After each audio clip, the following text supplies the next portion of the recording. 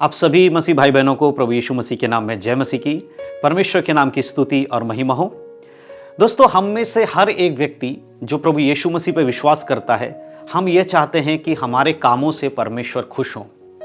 आप भी अगर प्रभु यीशु मसीह पर विश्वास करते हैं, आप एक चर्च जाने वाले व्यक्ति हैं, आप प्रार्थना करने वाले, अपने आप को विश्वासी कहते हैं, तो आप भी निरंतर यही प्रयास करते होंगे कि आपके जीवन से परमेश्वर खुश हो, प्रभु यीशु मसीह आपके जीवन को देखकर खुश हो जाए। लेकिन क्या तरीका है आपके जीवन से परमेश्वर को खुश करने का, इस पर विचार करना बहुत ज़्यादा ज़रूरी है। आजकल लोगों को लगता है चर्च चले जाने से परमेश्वर खुश हो जाते हैं, अपने नाम के आगे मसीह लगा लेने से, नाम के पीछे मसीही लगा लेने से खुश हो जाते हैं, अपना नाम बदल लेने से परमेश्वर खुश हो जाते हैं। पहले तुम अपने नाम के आगे मसीह नहीं लगाते थे, लेकिन अभी तुम अपने नाम के आगे मसीह लगा रहे हो, उसके पीछे मसीह लगा रहे हो, तो इसलिए परमेश्वर खुश हो जाएगा। तो इस तरह की कुछ कामों को करके लोग सोचते हैं कि परमेश्वर हमसे खुश हो जाते हैं। लेकिन बाइबल के वचनों के अनुसार हमें देखना है कि प्रभु की इच्छा हमारे जीवन में क्या है, हम कैसे परमेश्वर को प्रसन्न कर सकते हैं, परमेश्वर किस व्यक्ति के द्वारा प्रसन्न होता है, कौन ऐसा व्यक्ति है जो परमेश्वर को खुश कर सकता है, और ऐसी कौन सी चीज है जिसे आप अगर परमेश्वर को देंगे तो परमेश्वर खुश हो जाएगा। आज बहुत सारे लोग अलग अलग तरीके से प्रभु को खुश करने के लिए लगे हुए हैं। कुछ लोग अपने दान और दशवांश देकर प्रभु को खुश करना चाहते हैं, कुछ बड़े बड़े चर्च बनाकर प्रभु को खुश करना चाहते हैं, कुछ लोग चिन्ह और चमत्कार दिखाकर प्रभु को खुश करना चाहते हैं। लेकिन सही मायने में बाइबल किस प्रकार से हमें बताती है कि जो व्यक्ति परमेश्वर को भाता वो व्यक्ति कौन है, किस प्रकार से परमेश्वर को अच्छा लगेगा आपका काम, वो देखना बहुत जरूरी है। आज मैं बाइबल के वचनों से आपको बताने वाला हूं। अगर आप ये सोचते हो कि आपके बहुत ज्यादा दान देने से परमेश्वर खुश हो जाएगा, आपके दशवांश चर्च में देने से परमेश्वर खुश हो जाएगा, आप बहुत बड़े चर्च का एक बिल्डिंग बना के किसी को दे दोगे परमेश्वर खुश हो जाएगा, आप किसी पास्टर को कुछ दान करने से परमेश्वर आपसे खुश हो जाएगा, ये सारी चीजें अगर आप सोचते हो तो आज आपको बाइबल से समझने की जरूरत है कि आखिरकार बाइबल में परमेश्वर किस बात से प्रसन्न होता है। आज बहुत सारे लोग इन बातों को नहीं जानते। उसका कारण क्या है? आज मसीह लोगों के बीच में बाइबल का अध्ययन बहुत कम है। आपके घर में भी ऐसा एक बाइबल होगा, आप अगर प्रभु यीशु मसीह पे विश्वास करते हो आपके पास भी ऐसा बाइबल होगा। लेकिन मैं आपसे पूछना चाहता हूं, ये बाइबल को आपने कितनी बार पढ़ा है? इन बाइबल के अंदर लिखे वचन को आपने कितने बार पढ़ा है? अगर नहीं पढ़ा है तो आपको कैसे पता चलेगा कि परमेश्वर आपसे कैसे खुश होंगे, प्रभु का वचन क्या कहता है? ये सारी बातें बाइबल के अंदर लिखी है। उसी से हमें समझ में आता है कि परमेश्वर की इच्छा हमारे लिए क्या है, हम कौन सा ऐसा काम करते हैं जिससे परमेश्वर आनंदित होते, खुश होते हैं, और कौन सा ऐसा काम करते हैं जिससे परमेश्वर खुश नहीं होते। ये सारी बातें कहां पता लगेंगी? चर्च के अंदर बैठने से पता नहीं लगेंगी, परंतु इस बाइबल के अंदर पढ़ने से पता लगेंगी। हर संडे चर्च चले जाओगे तो आपको नहीं पता चलने वाला, क्योंकि जो संडे के दिन पास्टर आपको वचन दे रहा है, बस आप उतना ही वचन को सब कुछ मत समझिए। पूरे सप्ताह के लिए 30 मिनट का वचन सुन के आप आ जाते हैं, आपको क्या लगता है कि सब कुछ सुन लिया आपने? नहीं मेरे प्रिय, इस वचन को पढ़ना जरूरी है। आज मैं आपको बाइबल के वचनों से बताऊंगा कि एक विश्वासी के किस काम से परमेश्वर खुश होते हैं और किस काम से परमेश्वर खुश नहीं होते हैं। अगर आप प्रभु को खुश करना चाहते हैं तो आपका बलिदान कैसा होना चाहिए, आप किस प्रकार से प्रभु के समीप में आए ताकि परमेश्वर आपसे खुश हो जाए, एक वचन मैं आपके लिए पढ़ना चाहता हूं और उसके द्वारा मैं आपको बताने वाला हूं। आज हम पढ़ेंगे नीति वचन की किताब, उसका 15 अध्याय और उसके 8 आयत को। देखिए यहां पर क्या लिखा है। यहां लिखा है, दुष्ट लोगों के बलिदान से यहोवा घृणा करता है, परंतु वह सीधे लोगों की प्रार्थना से प्रसन्न होता है। यहां प्रभु कह रहा है, दुष्ट लोगों के बलिदान से मैं घृणा करता हूं, लेकिन सीधे व्यक्ति अगर कोई बलिदान नहीं भी चढ़ा पा रहा है, कुछ परमेश्वर के लिए नहीं भी कर पा रहा है, अगर वो सीधा व्यक्ति है और प्रार्थना भी कर रहा है, तो प्रभु उससे प्रसन्न हो जाता है। आज बहुत सारे लोग धन दौलत पैसा देकर परमेश्वर को खुश करना चाहते हैं, दान दशवांश देकर परमेश्वर को खुश करना चाहते हैं, लेकिन बाइबल का वचन कहता है कि तुम्हारा हृदय अगर ठीक नहीं है, उसके अंदर अगर बुरी बातें हैं, तो तुम परमेश्वर को खुश नहीं कर सकते किसी भी प्रकार का बलिदान देकर। परंतु अगर तुम सीधे मन वाले हो, शुद्ध हो और परमेश्वर के वचन के अनुसार चलने वाले व्यक्ति हो, अगर आप कोई बलिदान नहीं भी चढ़ा रहे, कोई दान दशवांश भी नहीं दे रहे हो, लेकिन परमेश्वर के सामने एक मन रखकर प्रार्थना कर, टूटे मन से प्रार्थना कर रहे हो, तो प्रभु उससे प्रसन्न हो जाता है। हालेलुया।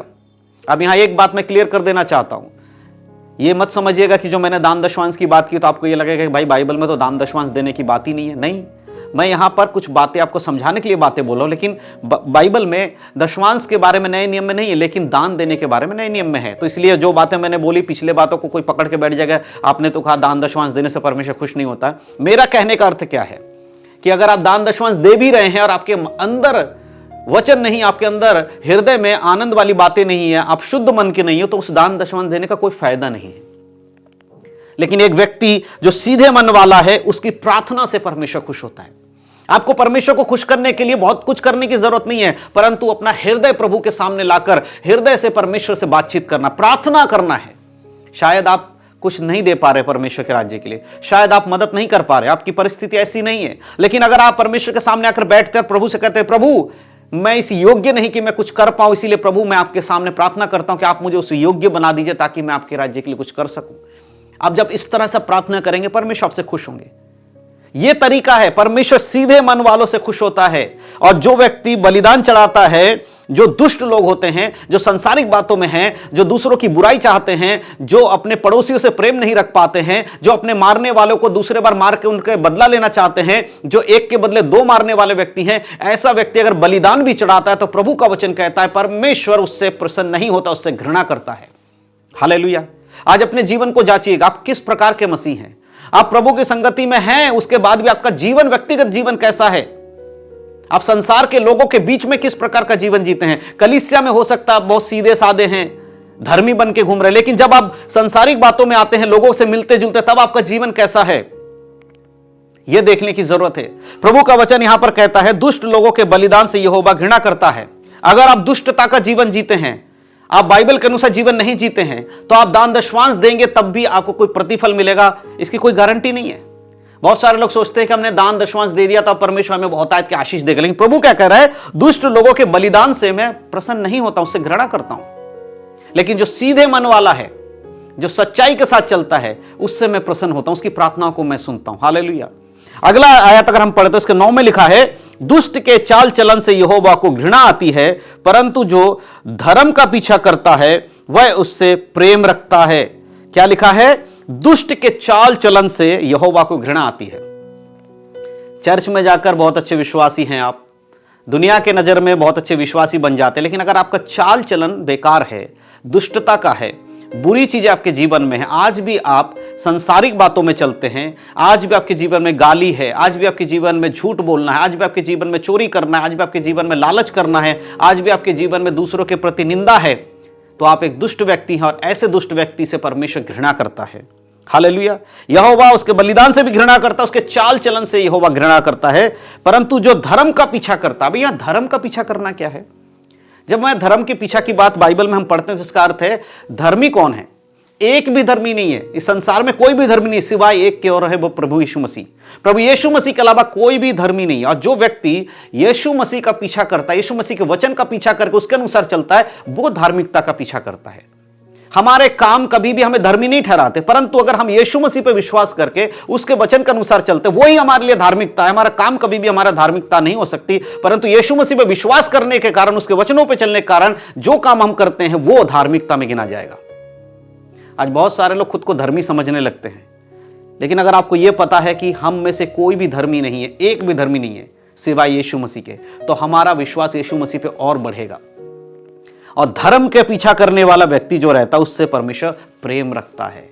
चर्च में हर संडे जाकर हाजिरी लगाने वाले से यीशु मसीह प्रेम नहीं रख रहा है, दान दशवांश देने वाले से प्रेम नहीं रख रहा है, परंतु जो धर्म का पीछा करता है, वचन में चलता है, उससे प्रेम रख रहा है। लेकिन इसका अर्थ यह नहीं है कि आप संडे चर्च जाना छोड़ दें, आप दान दशवांश देना छोड़ दें। नहीं मेरे प्रियो, मेरा कहने का अर्थ है, अगर आप अपने आप को उन चीजों में लेकर धर्मी समझते हैं कि मैं चर्च जाता हूं इसलिए मैं धर्मी हूं, मैं दान दशवांश देता हूं इसलिए मैं धर्मी हूं, तो ये गलतफहमी में आप मत रहिए। क्योंकि आपका धर्म का काम कभी भी, जो आपका धर्म का काम है वो परमेश्वर को खुश नहीं कर सकता, परंतु परमेश्वर की धार्मिकता अगर आपके जीवन में है वो प्रभु को खुश कर सकता है।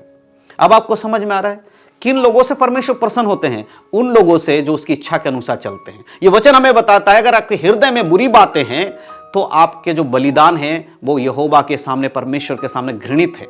अगर आप दुष्टता के चाल चलन चलते हैं तो यहोवा आपसे घृणा करता है। अब अपने जीवन को जरा जांचिएगा और देखिएगा कि आप कैसा जीवन जीते हैं। मेरे प्रियो, ये वचन आज हमारे हृदय में है, परमेश्वर हमसे बातें कर रहा है। आज हमारे सामने वचन देकर प्रभु ये कहना चाहते हैं कि अपने जीवन को परखो। जिसके अंदर ये वचन होगा वो पवित्रता का जीवन जी पाएगा, अन्यथा नहीं जी पाएगा। तो इन वचनों के अनुसार खुद को जरूर परखें। अपने आप को धर्मी जानना चाहते हैं तो बाइबल के अनुसार देखें। अगर आप पाते हैं कि आप धर्मी हैं तो आप स्वर्ग जाएंगे, और अगर बाइबल के अनुसार आप नहीं जीवन जीते तो आप स्वर्ग नहीं जा पाएंगे। इसीलिए अपने जीवन को हमेशा वचनों के अनुसार जिए। मैं विश्वास करता हूं कि इन वचनों के द्वारा जो बातें मैंने आपको बताया, आपको समझ में आया है कि बलिदान जो सच्चा बलिदान है वो क्या है, परमेश्वर किस बलिदान से प्रसन्न होता है, उस बलिदान से जिसमें कोई छल कपट नहीं होते, जो वचन के अनुसार होता है। तो आगे जब भी अब प्रभु को कोई बलिदान चढ़ाते, बलिदान हम कुछ दे नहीं सकते। हाँ, पुराने समय में बलिदान दिया जाता, इस समय हमारे लिए कोई बलिदान शेष नहीं बचा, क्योंकि यीशु मसीह के बलिदान ने सब कुछ पूरा कर दिया। लेकिन जब मैं बलिदान की बात आपको करूं, उसका मतलब होता है हमारे हृदय से प्रभु को बलिदान देना, हमारे होठों से परमेश्वर को महिमा देना। अगर हम अपने होठों से प्रभु को महिमा दे रहे हैं और हमारे अंदर अगर घृणित वस्तु है, हमारे अंदर अगर बुराई है, तो वो बलिदान घृणित बलिदान है। अब आप चर्च में जाकर आप जब आराधना करते हैं तो अपने आप को जांच लीजिएगा, क्या आप इस प्रकार का बलिदान चढ़ा, दुष्ट वाले बलिदान अगर आपका चढ़ रहा है तो क्या परमेश्वर उससे खुश होगा? क्या आपके होठों से निकलने वाले महिमा, हालेलुया के शब्द जो आप चर्च में खड़े होकर आराधना में इस्तेमाल करते, क्या परमेश्वर से खुश हो रहा है? अगर आप दुष्ट हैं, आपके अंदर बुराई है, तो परमेश्वर कभी भी इस बलिदान से खुश नहीं होगा। तो अपने जीवन को जांचे, अगर आपके जीवन में कोई कमी है उसे दूर करें, प्रभु से क्षमा मांगे और परमेश्वर से कहे, प्रभु एक आत्मिक जीवन पवित्रता में चलने के लिए आप मेरी मदद करें। पवित्र आत्मा जरूर आपकी सहायता करेंगे। धन्यवाद हो परमेश्वर के वचनों के लिए। परमेश्वर आप सबको आशीष दे। यीशु मसीह के नाम में सबको जय मसीह की। God bless you.